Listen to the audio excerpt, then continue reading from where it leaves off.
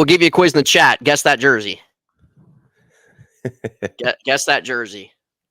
Yeah. Who was number 2 on the Phoenix Suns during these horrendous jersey days? You got 10 seconds to decide. I'm going to turn over back of this jersey. Yep. And if you don't already know, I'm going to turn over right now. And here we are. Yeah, there it is. There it is. Maybe, 1-2 good years? Not maybe. I mean, good day, good evening. Thanks for coming back. Not excited to talk about the Suns. And as you see, that's what we're going to be doing here. I have my Devin Booker jersey on for this right here. Yep. Who got you that? Yep. I appreciate it. You got it off a sketchy site. Yeah, sketchy site. $60, $60. Oh, God. Well, welcome back, guys. Welcome back. If you haven't seen our last 2 videos, we Rasheed Rice, Jaden Daniels, go back, check those out. Welcome back. Appreciate you guys coming back. Our channel's been kind of bumping recently. Yep. So we appreciate all you guys who have showed support, who have watched our content, whether you like it or not. We still appreciate you being here. And like that one guy in the NFC West. He kind of started all of it, then. He kind of started all of it, yeah. Yeah, he did. So shout out to him if you're watching this. We appreciate you, and sorry that you didn't agree with us about our Seattle take, but it is what it is. Yep. And this is a big day because today's October 2nd. Yeah, it doesn't feel like it. Yeah, well, and you say this about every single month, and next thing you know, it's going to be 2040, and your life's going to be halfway over. But I don't think I'll be here by then. Just remember, we all love you, and we all love you on here. But tomorrow, which is the 3rd, and we'll be coming down here to Florida. Huge news. No, it's good. It's good to put personal information out. Thanks. Yeah, and I said in Florida. I didn't say what. I might as well just show my itinerary. I didn't say what city. I did not say what city. Yep. No, that's fine. Same time, no one cares. I'll show your address right here, right now. So yep. I know yours by heart and your gate code. Yeah, I think I think my gate code changed. Well, I'm gonna need it because I'll be door dashing Culver's on Friday. God, who door dashes Culver's? I'm sure probably a lot of people. You DoorDash fast food? That's awful. It's gonna get too cold. It's gonna be cold when it gets to you. Oh, the cheese curds. Oh, those delicious cheeseburgers with raw onions. See, what's the difference of driving there and then driving back home? What are you talking about? Because the person picking it up, it has to pick it up anyway and come back. Now, the only difference is if the person's late to pick it up, that rarely happens. Right, that's what I'm saying. I mean, because that's the case, we don't DoorDash all the time, but when it's late at night and we don't really feel like going out, we'll do it, and it's usually okay. That's fine. I'm actually kind of excited to get Culver's myself. So. Well, I figured I'd DoorDash it while you're working, and we pick a day where we actually go together. Because last time I was there, we didn't go, and then the time before that, which was in April of 23, they were out of ice cream. Or no. April of 23 was the last time, which is crazy. And we didn't get it. So it was October of 22 where we went, and they were out of ice cream. So it's been 2 years since I've had Culver's ice cream. It's been 1.5 years since I've actually had the Big C. I'm sure excited to get back. Yeah. So, anyways, today's October 2nd. Dreading talking about this because, and last season I wanted to literally pull my hair out every single day the Suns played. Oh, we knew how it was going to go. Every single day. Yep. And then I talked about this. We said it before the season. We're not going to talk about the fans on Twitter and what they said. And honestly, last season doesn't matter. We're coming into a new season. And I are both from Arizona. We don't live there anymore.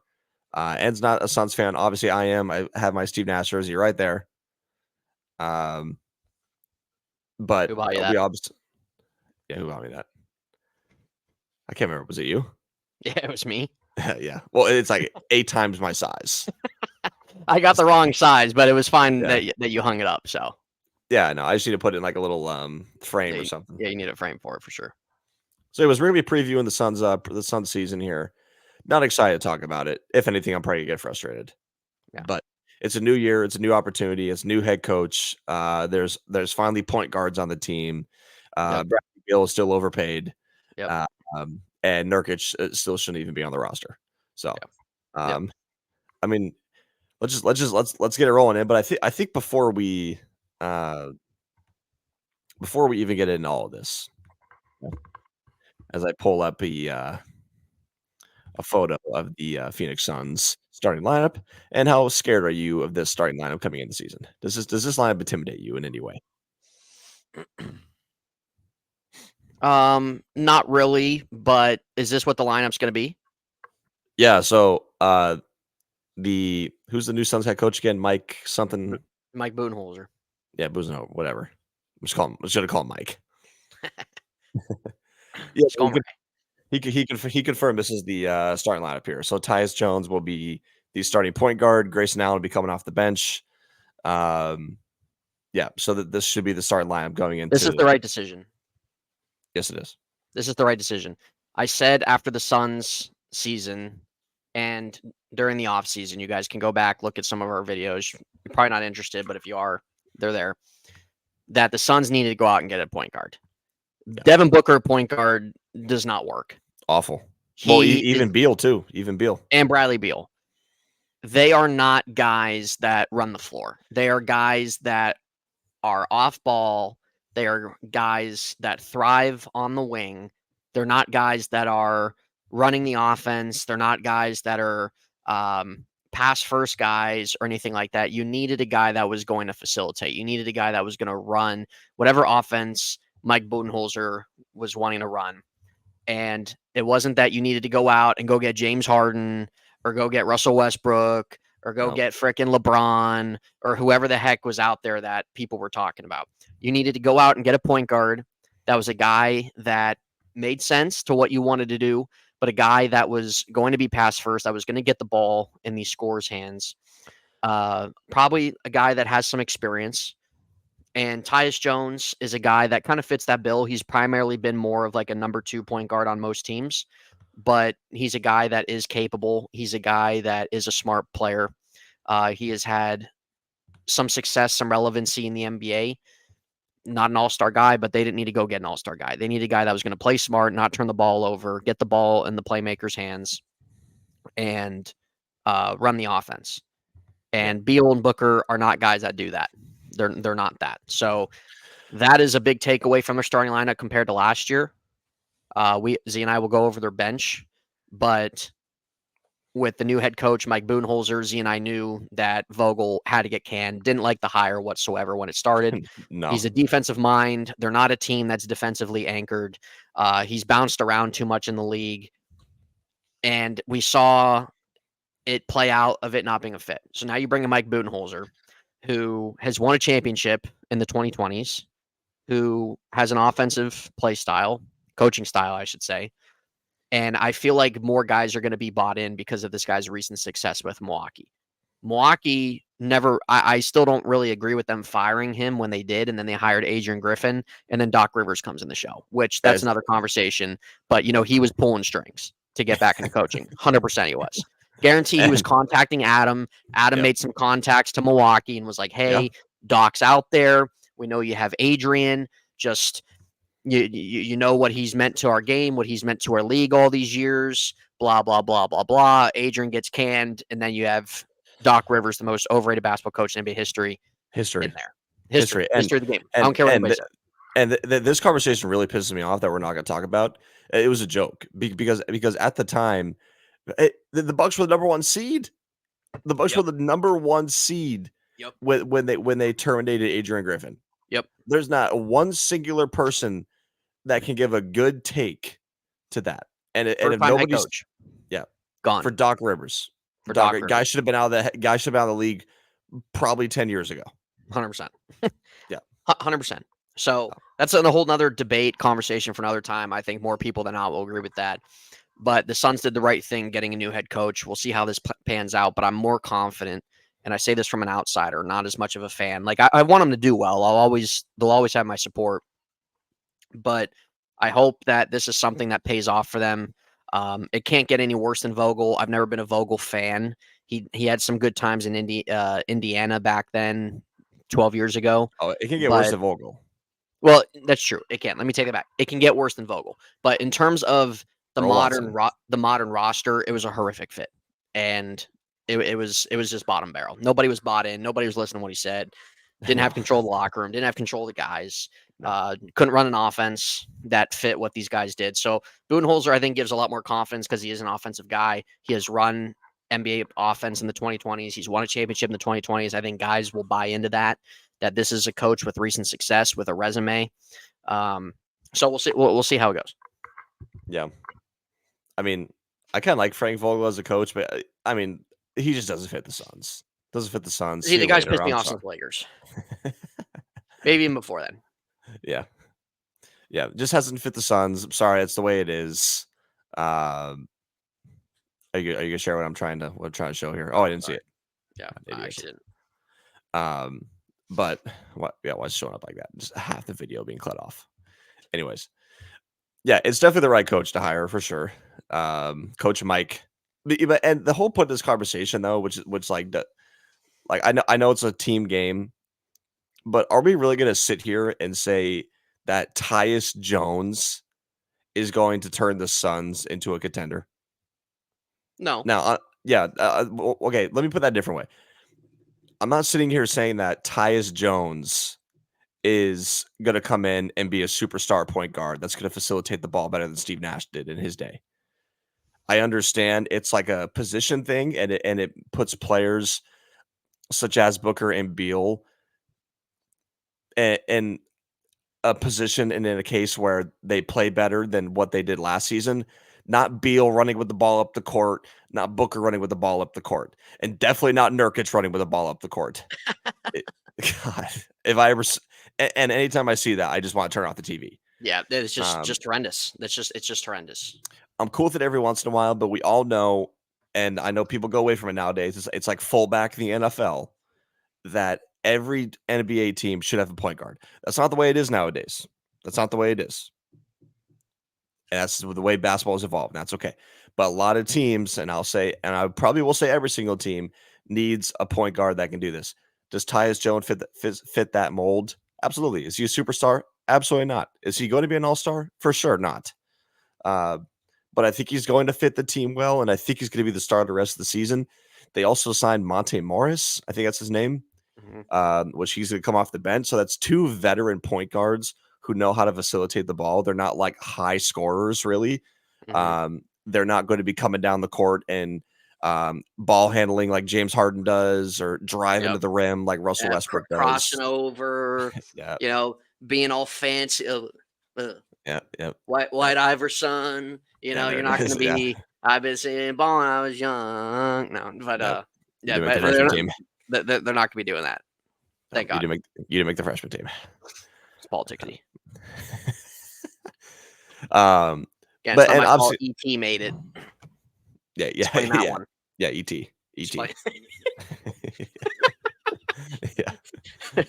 Explain that one to me, Z. Then you have your answer. Yep. So, anyways, the starting lineup. I'm excited about the starting lineup, but there's a couple things we got to keep in mind. One, I'm gonna say both of them. Devin Booker has been kind of injury prone the last couple of years. No one really says it because he'll still play maybe, but last year he only played like 60, 65 games. And then I think it was the same thing the year before. So Devin Booker's had a couple little nagging injuries here and there, even though he still plays most of the season, not really worried about it. Who we really need to worry about is obviously Bradley Beal. And I never agreed with this trade. No fan should have. The Suns should have never done it. No. Okay, but here we are. Yep. But here we are. I mean, I'm going to show support. I'm going to hope that Bradley Beal does. And I just don't know what his role is coming in the season. Yeah. You could make a case he's their most important player this year. And I say that because Devin Booker is kind of a given. He's going to play 90% of the season, even though the last couple of years he's missed like 15, 20 games. But he's still hitting 60 plus. Kevin Durant, obviously he's aging. There's moments, some seasons he's had injury problems. But I say Bradley Beal's the most important player because they really truly went out of their way to get him when other teams were interested, like the Miami Heat or I think Chicago might have been interested. I can't remember. But there were at least a couple teams, few teams outside the Suns that were on the radar. The Spurs, I think, were one of them that were interested in Bradley Beal. So the Suns went balls to the wall to try to get him. They gave up so much of their future capital between Durant and Bradley Beal and trying to construct their team as how it is. And they cap strapped themselves so bad with that. So it's like, okay, so something has to pay off. Bradley Beal is the most important player because those for this season, because those reasons, because of how much last year was a failure, because the investment level in terms of cap strapping yourself, making a big trade to acquire this guy to pair with Booker and Durant, who are kind of the two givens. And he's a 20-plus point scorer. He's kind of been that. I think he's a little overrated, but this needs to pay off for them this year. Didn't last year, and it didn't last. And the reason why it didn't last year is because either injuries, the way the coaching was, the offense just wasn't clicking. A lot of times in year one, when you have multiple different superstars on a team that are all three of them are prolific scorers, it's hard to find something that works. It's hard to find chemistry. It's hard to balance that out. So into year two, now you have a new head coach, a new offense, three guys that are going to want to score the ball. Hopefully it's a little bit of a better dynamic. Now, if it falls short this year, then you have to make a move. But he's the most important piece because of those reasons. He's the most important piece because he was viewed as that third guy that was really going to push him over the hump with Kevin Durant. And it failed last year. So now you're going to bring back the three guys, and it really needs to pay off. He needs to be playing. He needs to play 65 or more games this year. He needs to score 20 plus. He needs to have a good role. He needs to be focused. Last year, to me, he was mentally checked out. Last year, to me, he didn't take it too much seriously. Last year, you could see it even as well, obviously, with all three of them not working out together. But he is the most important Sun this year in 2024 for it to work out. And if Devin Booker misses some time, if something happens or Kevin Durant misses some time, it's going to be his show to run. Yeah. So, well, there was a small period last year where it was his show to run, and he had a couple like really good games. I think he put up over 40 points one game against the Lakers where he led the Suns to a victory. That's one that kind of comes to mind. But the number one thing of Bradley Beal, he's got to stay healthy. I don't care. I don't care how he plays. He's got to stay healthy. Okay. Obviously, I care how he plays because and the reality is they got to be on the court together to figure out how to play with each other. Yeah. Right. And if you got Booker missing 15 games and then you got Beal missing 40 games, dude, like the first 50 games of the season last year, maybe even more. I feel like I don't think they were ever even on the court with each other other than a game or two. Yeah. Yeah. And that alone, we should have all came together, and we should have got Matt Ashiba freaking out of our ownership. God, I mean, just to He's be a honest, guy.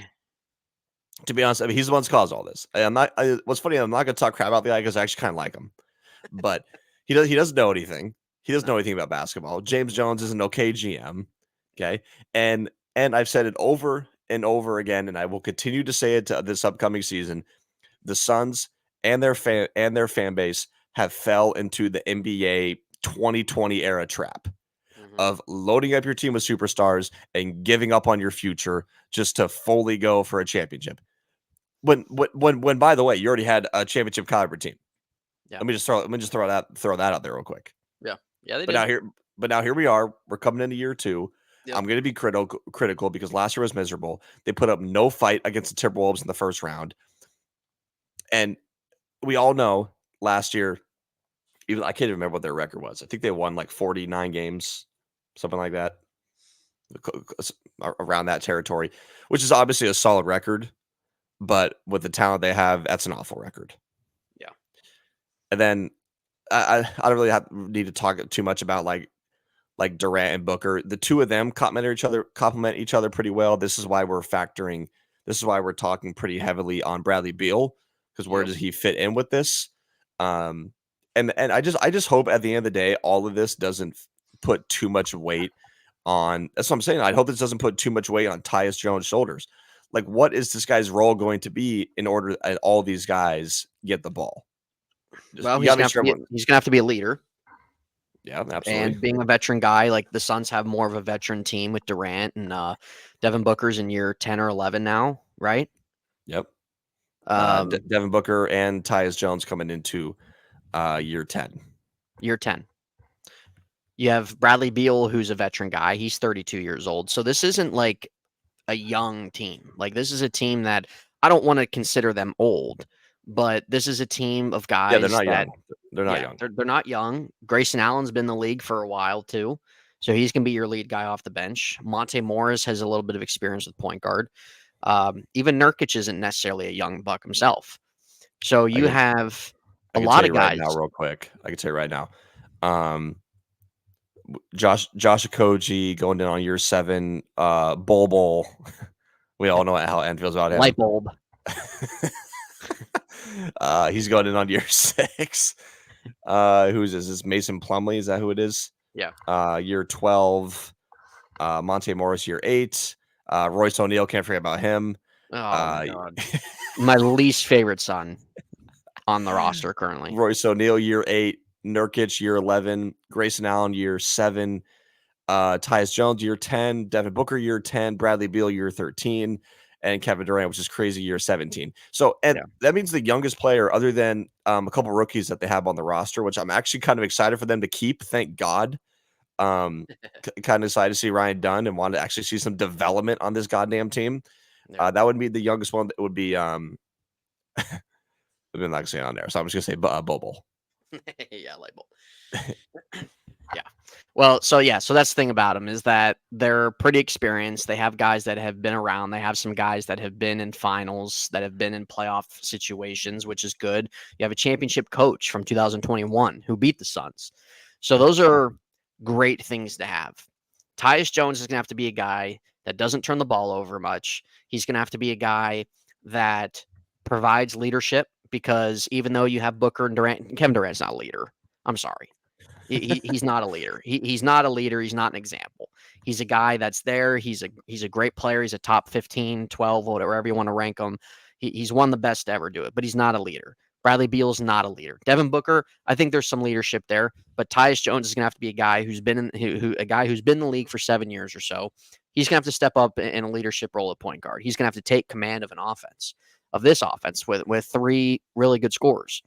So if he's a guy that can give him 7 assists a game, if he's a guy that can give him 30 minutes a game, 7 assists a game, maybe he can give him 9, 10 points as well.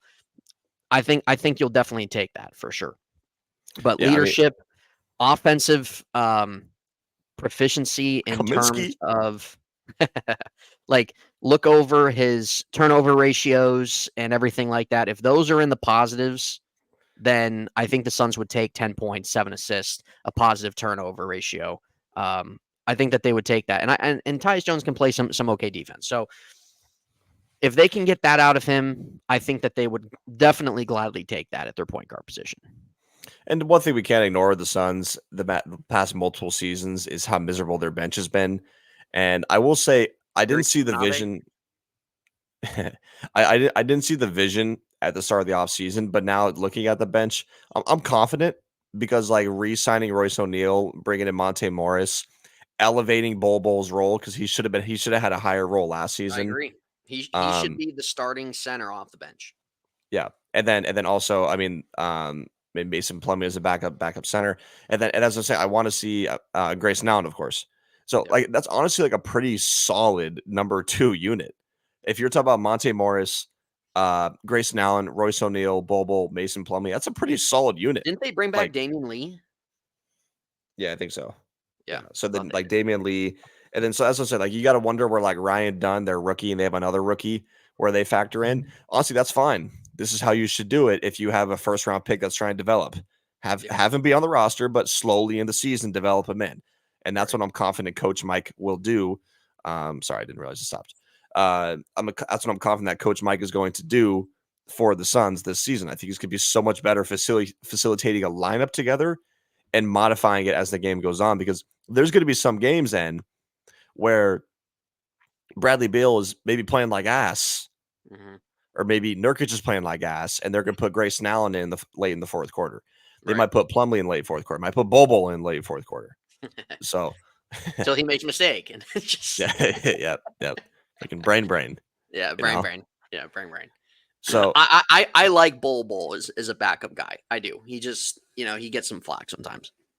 Yeah, he does. So just hit me with it and hit me with it right now.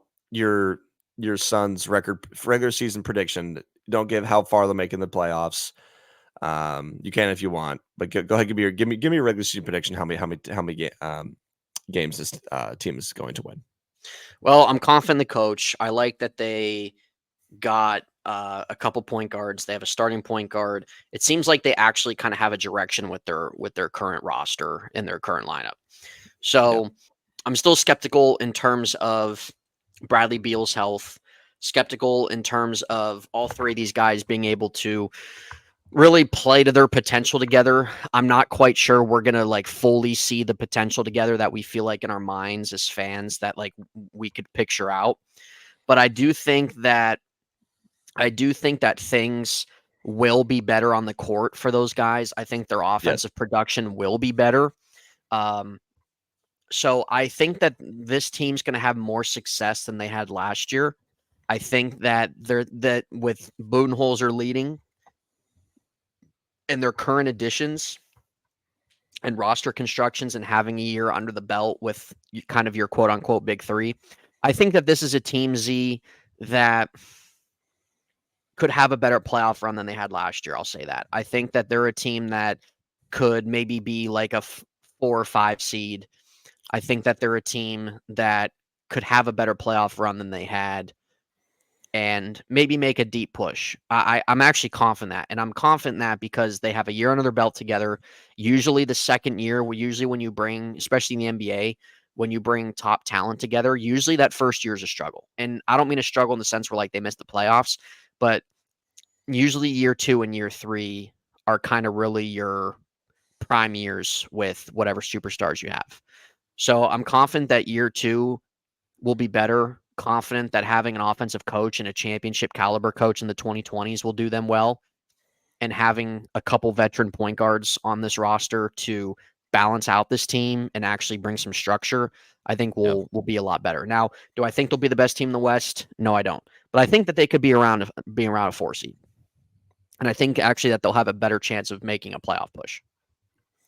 Yeah. I think that's a fair take. So I mean, where are you putting their win total at?